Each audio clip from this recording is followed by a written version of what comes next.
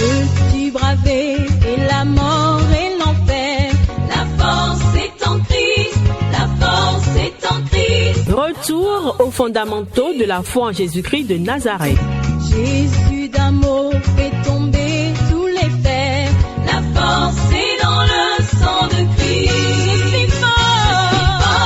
Retour aux fondamentaux de la foi en Jésus-Christ de Nazareth, une émission d'enseignement présentée par le pasteur Ketchon Joseph. Et plus que vainqueur par le sang. Retour aux fondamentaux de la foi en Jésus-Christ de Nazareth, c'est tous les mercredis de 10h45 à 11h15 sur Radio Évangélique Maranatha. Veux-tu du ciel t'approcher chaque Bonne écoute à vous. jour? La force est en Christ, la force est en Christ. Gloire à Dieu. Gloire à Dieu. Soyez bénis ce jour. La parole de Dieu qui est lumière nous illumine. La parole de Dieu qui est feu consume tout ce qui est paille spirituel dans vos vies. Soyez bénis en ce jour. Et nous continuons dans l'évangile de notre Seigneur Jésus. La révélation de notre Seigneur Jésus-Christ. La nécessité de connaître Christ dans une dimension chaque jour renouvelée. Christ étant infini, la révélation du Christ est infinie. Pour le connaître, c'est-à-dire connaître son nom. La Bible nous dit qu'après sa résurrection, il a hérité d'un nom non supérieur, de sorte qu'en ce nom-là, tout genou fléchit dans les cieux et sur la terre. Connaître, qu'est-ce que ça veut dire le nom de Jésus? C'est sa gloire, c'est son autorité, c'est sa puissance, c'est son amour, c'est son envergure, sa force, ce qui fait son honneur, sa majesté. C'est ça qu'il faut connaître chaque jour davantage, de façon renouvelée, au nom puissant de Jésus. Que le Saint-Esprit nous aide. Amen. Et nous avons commencé par dire qu'il y avait des erreurs, des obstacles qui nous empêchent de recevoir la révélation. Le mépris, l'orgueil, la position. Quelque chose de bon petit venu de Nazareth. Voilà. Jusqu'à ce jour. L'ignorance de la parole de Dieu. Les traditions. Les rites. Le mépris des gens, c'est ça. Alléluia. La méconnaissance de la parole de Dieu, la révélation biblique. La difficulté à saisir le langage spirituel. L'apôtre Paul dans 1 Corinthiens 2 a dit quelque chose d'essentiel à ce sujet. Il dit c'est une sagesse que nous prêchons. Une sagesse qui n'est pas de ce monde. Ni les princes de ce monde. Car si le connu n'aurait pas crucifié le Fils de gloire. Et nous en parlons en utilisant un langage spirituel. Alléluia. La Bible dit, et dans la première épître de Paul aux Corinthiens 2,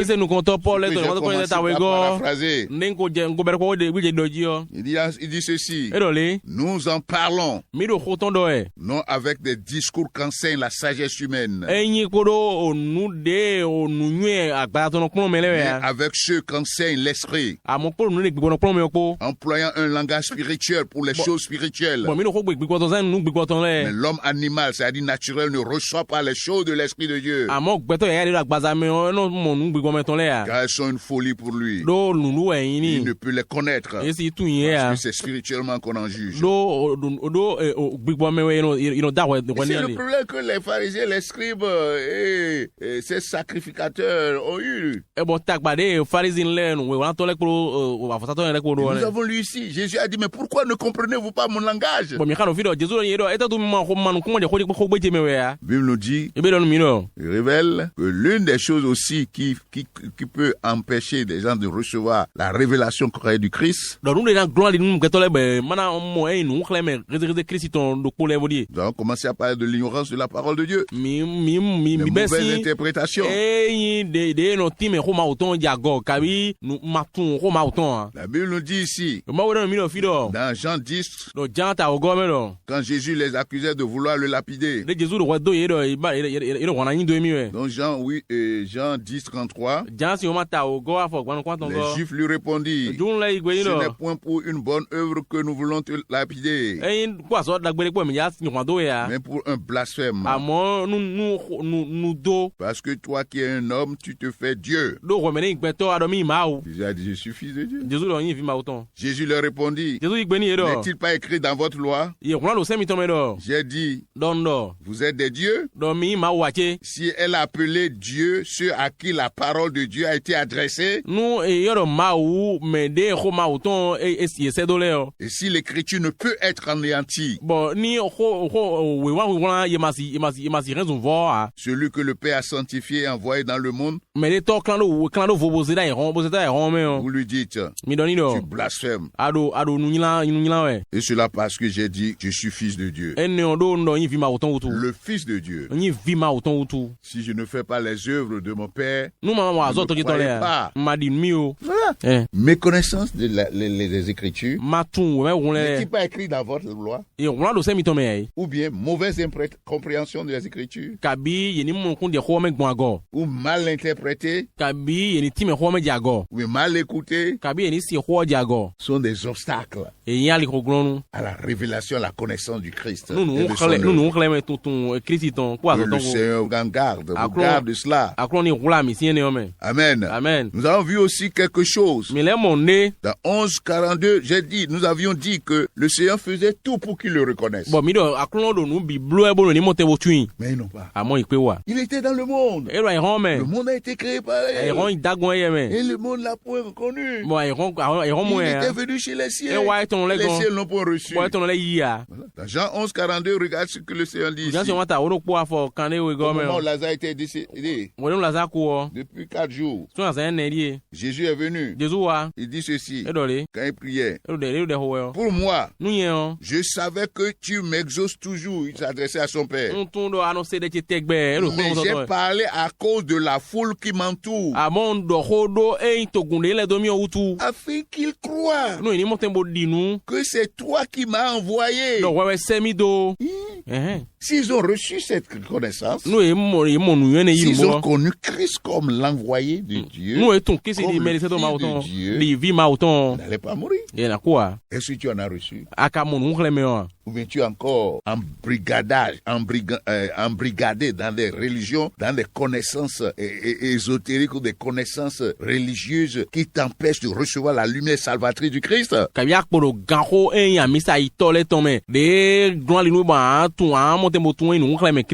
C'est ça? Dans Jean 11, toujours, je vais lire un passage à partir du verset 47. Les principaux sacrificateurs et les pharisiens assemblèrent le Sanhédrin et dirent, que ferons-nous? Car cet homme fait beaucoup de miracles. Jésus fait beaucoup de miracles. Et ils s'endurcissent. Il dit, si nous le laissons faire, tous croiront en lui. Et les Romains viendront détruire et notre ville et notre nation.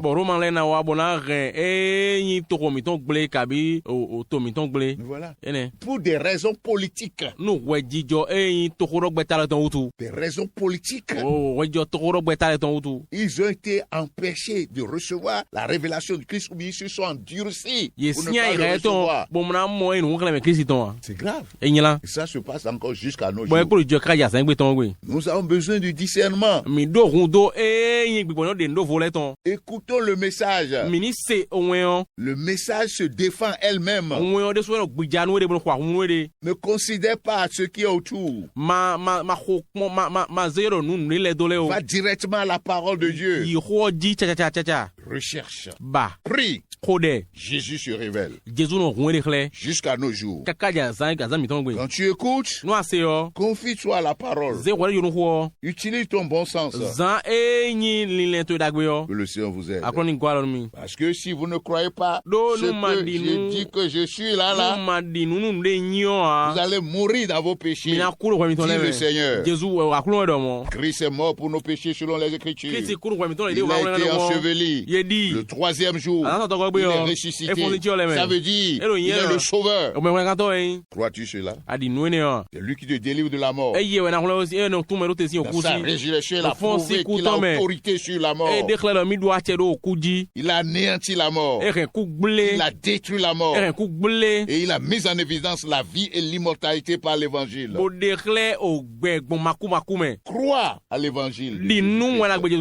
Tu vas rentrer dans la vie éternelle. Tu ne mourras jamais. Alléluia. Alléluia. Ça aussi, c'est un langage spirituel. Nous utilisons un langage spirituel pour les choses spirituelles. Que le Seigneur nous vienne à l'aide. La Bible nous dit, car cet homme fait beaucoup de miracles. Si nous le laissons faire, tous croiront en lui. Et les Romains viendront détruire notre ville et notre nation. La fierté nationaliste. Les coutumes, les rites, ce qu'on a hérité de nos pères. C'est des obstacles à la révélation du Christ. Il est venu dans le monde, le monde a été créé par lui, c'est lui qui est le créateur. Le monde ne l'a pas connu. Parce qu'ils sont attachés à leur rite, à leur coutume, l'héritage spirituel, leur tradition, de questionner les choses. Pas reçu la révélation. L'un d'eux, Caïphe, qui était souverain sacrificateur, cette année-là, leur dit, vous n'y entendrez rien. Vous ne réfléchissez pas qu'il est dans l'intérêt qu'un seul homme meure pour le peuple et que la nation entière ne périsse pas. La peur aussi empêche les gens. La peur est un obstacle à la révélation du Christ. Alléluia. Alléluia. Que le Seigneur nous vienne à l'aide. Il y a ce qui est grave, l'endurcissement. L'endurcissement. Lisons quelques versets dans Jean 12. La Bible nous dit ceci, après le verset 37. Jésus dit, il s'en alla et se cacha loin d'eux. Malgré tant de miracles qu'il avait fait en leur présence, ils ne croyaient pas en lui. Afin que s'accomplisse la parole qu'Ésaïe le prophète a prononcée. Seigneur, qui a cru à notre prédication? À qui le brave Seigneur a-t-il été révélé? Le bras du Seigneur, c'est Jésus-Christ. C'est ça. Ce bras n'a pas été révélé parce qu'ils se sont endurcis, aveuglés, mortels, cécité spirituelle, myopie spirituelle. La Bible dit aussi, ne pouvait-il croire parce qu'Ésaïe a dit encore. Il a aveuglé les yeux, leurs yeux, et il a endurci leur cœur, peur qu'ils ne voient des yeux et qu'ils ne comprennent du cœur, qu'ils ne se convertissent et que je ne les guérisse. Ésaïe dit ces choses lorsqu'il vit sa gloire, puisqu'il parla de lui. Mais c'est formidable. Il y a un temps, tu entends, et tu t'endurcis. Tu t'accordes à tes traditions, à tes rites. À un moment donné, tu seras à ton propre compte. Tu endurcis les oreilles quand le Saint-Esprit est en train de te parler. Tu l'as attristé et il s'est tué. Fini. Aujourd'hui, c'est le jour du salut. N'endurcissez pas votre cœur. Ouvrez-vous, Jésus est le sauveur. Il est venu et les siens l'ont point reçu. Il était dans le monde. Le monde a été créé par lui. Le monde ne l'a pas connu. C'est dramatique. C'est tragédie. Jésus est là. Aujourd'hui, il est le même. Hier, aujourd'hui, éternellement. Hébreux 13:8. Et il te parle aujourd'hui. Ouvre ton cœur à Christ. Toi qui dis que tu connais Christ, concentre tes énergies sur Christ pour bien le connaître. Parce que c'est de ça que dépend ta destinée éternelle. Si c'est l'argent, la protection tu cherches, le mari, ces choses qui sont secondaires là, mais tu les auras. Mais en dernière minute, si tu perds ton âme, à quoi cela te sera saisi? Connaître Christ, c'est important. Connaître son œuvre, c'est son évangile, et en recevoir la révélation. C'est ça qui sauve. Si vous ne croyez pas ce que je dis que je suis là, vous allez mourir dans vos péchés. Jean 8:24. Lui-même qui l'a dit. La Bible nous dit ici, dans le verset suivant, Ésaïe dit ces choses lorsqu'il vit sa gloire. Ésaïe, prophète de l'Ancien Testament, la Bible montre quoi? Qu'est-ce que la Bible est en train de dire là? Comment Ésaïe a reçu, a contemplé sa gloire? C'est-à-dire la gloire de Jésus. Voyons ce que la Bible dit. C'est aussi une révélation essentielle pour ceux qui ont le livre et qui lisent ça. La Bible nous dit ici. Alléluia. Alléluia. Alléluia. Alléluia. Ça fait partie des passages clés pour tout chrétien. Dans Ésaïe 6, donc un écrit qui est plus de 700 ans avant la venue de Jésus. La Bible dit ici, verset 1, Ésaïe 6:1, l'année de la mort du roi Osias, je vis le Seigneur assis sur un trône très élevé. Et les pans de sa robe remplissaient le temple. Des séraphins se tenaient au-dessus de lui. Il avait chacun 6 ailes. 2 dont il se couvrait la face, 2 dont il se couvrait les pieds, et 2 dont il se servait pour voler. Et la Bible dit ici, verset 3, ils criaient l'un à l'autre et disaient, Saint, Saint, Saint est l'Éternel des armées. Toute la terre est pleine de sa gloire. Voilà celui que Ésaïe a vu. Et il a dit, c'est l'Éternel des armées. Toute la terre est pleine de ça. Jean nous dit ici, c'est de Jésus-Christ qu'il est question. Que Ésaïe avait vu.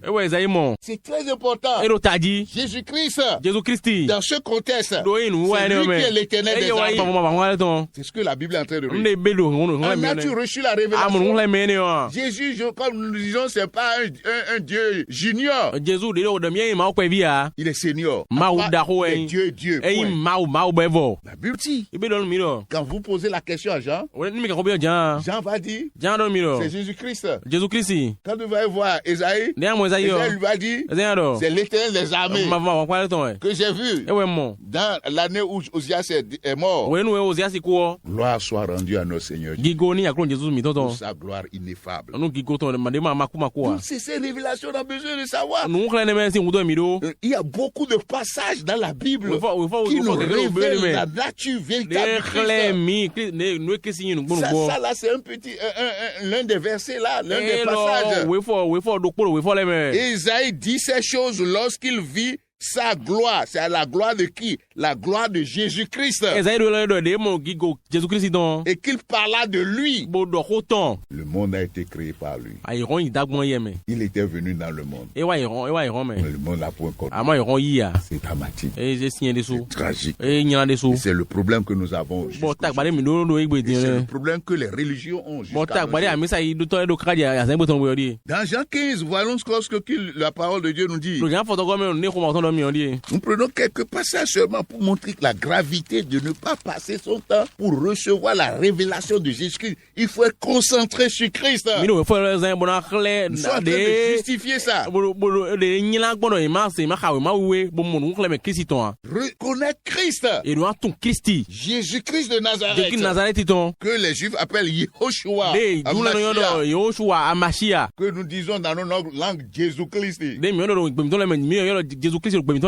Il faut le connaître. Pas mentalement. Par récitation. L'histoire des événements passés.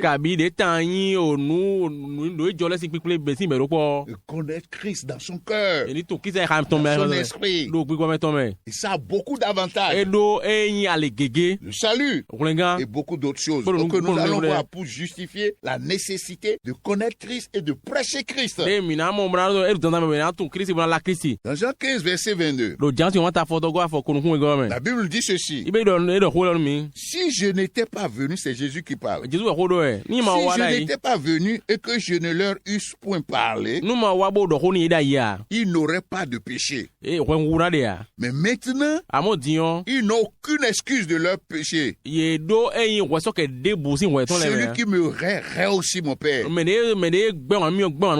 je n'avais pas fait parmi eux des œuvres que nul autre n'a faites, ils n'auraient pas de péché. Mais maintenant, ils les ont vus. Et ils ont railli. Et moi et mon Père. Mais cela est arrivé afin que s'accomplisse la parole qui a été écrite dans leur loi. Ils m'ont railli sans cause. Aujourd'hui, le Saint-Esprit parle. Viens à Christ. Concentre-toi sur Christ. Ne sois pas distrait par les revendications de la chair, de manger, de boire, la pression de ce monde, la peur de ce monde. Crois en Jésus pour le salut de ton âme, non seulement pour le salut de ton âme, pour dominer même dans ce monde. Alléluia. Le Seigneur Jésus a fait beaucoup d'œuvres pour qu'on puisse le reconnaître. Et il le fait jusqu'à ce jour. Et pourquoi t'endurcis-tu? Méprises-tu le message évangélique? À cause de ton orgueil, à cause de ta richesse, à cause de ton origine, de tes diplômes, de ta science, de ta connaissance, ou bien de tes réseaux. Jésus-Christ. Voici une révélation que je vais te donner. C'est lui que Dieu a choisi pour être juge des vivants et des morts. Quand tu as fini de faire tout ce que tu veux là, dans ce monde-là, tu vas te trouver en face de lui, sur son trône de jugement. Et il a dit, mais que même la parole que tu as écoutée là, que nous prêchons là, c'est ça aussi qui va te juger le jour. Que le Seigneur nous vienne en aide. Jésus leur reproche. L'autre obstacle, c'est quoi? En plus de l'endurcissement, c'est que les hommes aiment la gloire des hommes. Ils ne veulent pas la gloire qui vient de Dieu. Et il leur a reproché ça. Aussi bien dans Jean 5, Jean 8. Il a dit tout ça. Vous aimez la gloire des hommes.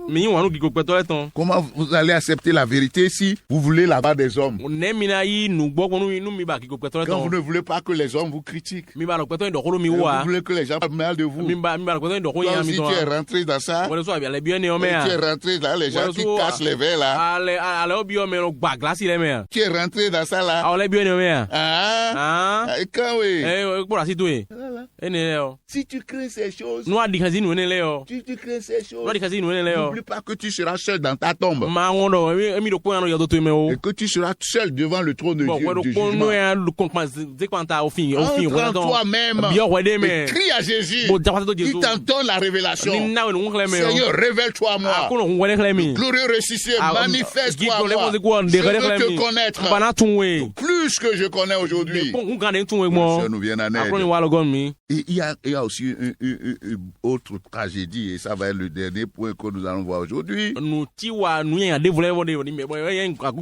Marc 11, pour montrer l'endurcissement des hommes,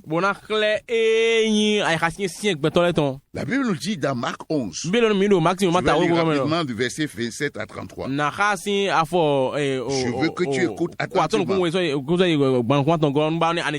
Toujours les sacrificateurs, les pharisiens, les scribes, les connaisseurs, qui connaissent l'histoire, les connaissances ésotériques, les expériences spirituelles, les voyages astrales, sorties de son corps, ou bien astrologie comme ils disent là. Écoutez, la Bible dit, il se rendit de nouveau à Jérusalem.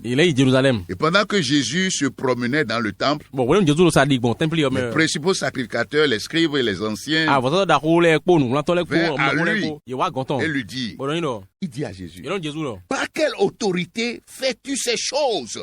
Qui t'a donné l'autorité de les faire? Il leur répondit, je vous adresse aussi une question. Répondez-moi. Et je vous dirai par quelle autorité je fais ces choses. Le baptême de Jean là, Jean-Baptiste là, venait-il du ciel ou des hommes? Répondez-moi. 31. Mais ils raisonnaient ainsi entre eux. Si nous répondons du ciel, il va dire, c'est-à-dire Jésus va dire, pourquoi donc n'avez-vous pas cru en lui? Et si nous répondons des hommes, ils craignaient le peuple. Ils sont en train de craindre le peuple, car tous tenaient réellement Jean pour un prophète. Alors il répondit à Jésus, nous ne savons pas. Et Jésus leur dit, moi non plus je ne vous dirai par quelle autorité je fais ces choses. C'est triste. Comment on peut s'endurcir jusqu'à ce niveau? Comme l'autre le dit là, être intelligent diaboliquement. Ils savent que Jean-Baptiste, il est un envoyé original du Dieu qu'ils sont en train d'invoquer. Et Jean-Baptiste est venu pour rendre témoignage à Jésus. Nous l'avions déjà vu. Eux là, ils acceptent Jésus pour être sauvés. Mais Jésus leur dit, il dit, par quelle autorité? Parce qu'il ne veut pas reconnaître que Jésus était dans l'autorité, était là sous l'autorité du Père et exerçait l'autorité du Père. Tout ce qu'il a fait, et comme nous l'avons dit, il a dit, si je n'étais pas venu et faire les œuvres que personne, nul autre n'a fait avant moi. Si je n'avais pas fait ça, je n'aurais pas de péché. Maintenant ils disent, ils ont dit, si nous répondons que le baptême de Jean venait du ciel, Jésus va nous dire, pourquoi n'avez-vous pas cru en lui? Pourquoi n'avez-vous pas cru que ce qu'il vous a dit, que moi là, je suis l'envoyé de Dieu, je suis le fils de Dieu? Pourquoi vous n'avez pas cru? Ils ont vu que ils vont être piégés là. Mais ils ont dit non. Bon, si nous disons que ça vient des hommes, nous aurons en face le peuple, la population. La Bible dit s'ils créaient. Parce que tout le peuple, car tous tenaient réellement Jean pour un prophète. Et il dit ça à Jésus. Nous ne savons. Mensonge. Mensonge. Cœur corrompu. Ça ne peut pas confesser la vérité. Jésus l'a dit dans Jean 8, vous avez pour père. Le diable, c'est lui qui est le père du mensonge. Il fut meurtrier dès le départ. Quand il parle de son profond. Il est le menteur, le père du mensonge. Et voilà, c'est ça. Il prouve effectivement qu'ils sont de lui. C'est triste. Beaucoup de gens le font jusqu'à ce jour. Ils sont en train d'invoquer le nom du Christ. Mais ils profanent le nom du Christ. Il y en a qui consciemment savent que Jésus-Christ est puissant. Mais ils ne veulent pas reconnaître. Parce qu'ils utilisent des forces mystiques. Il y en a même qui ont voulu attaquer des enfants de Dieu. Jésus-Christ les a arrêtés net. Et après on a dit maintenant que Jésus vous a arrêté, vous n'allez pas accepter Jésus. Vous n'allez pas maintenant accepter Jésus. Et il dit non. Nous on est déjà trop avancé dans notre occultisme. C'est triste. Mes frères et sœurs, ce que nous sommes en train de dire, c'est nécessaire d'accepter, de connaître Christ, de recevoir la révélation. Alléluia. Et de prêcher Christ, prêcher son œuvre. Parce qu'il a dit, j'ai fait des œuvres que nul autre n'a fait avant. Y compris son œuvre de rédemption. Christ est mort pour nos péchés selon les Écritures. Il est enseveli le 3e jour.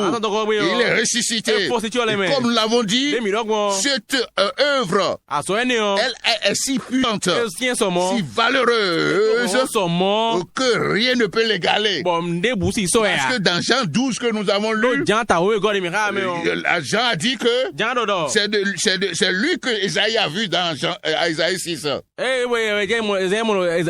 lui l'Éternel des armées. En as-tu reçu la révélation pour comprendre la nécessité de connaître Christ, d'accepter son œuvre pour être sauvé pour l'éternité. Que le Seigneur t'aide, que le Seigneur t'éclaire, que le Seigneur t'instruise, que le Seigneur te fasse triompher de toute adversité. De quand dira-t-on pour que tu l'embrasses pleinement au nom puissant de Jésus.